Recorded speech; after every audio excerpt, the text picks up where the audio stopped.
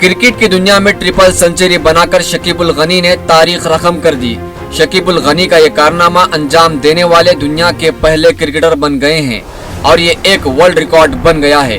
शकीबुल गनी ने ये 3 सेंचुरियां बनाने का वर्ल्ड रिकॉर्ड कोलकाता में मिजोरम के खिलाफ रणजी ट्रॉफी मैच के दौरान अंजाम दिया है।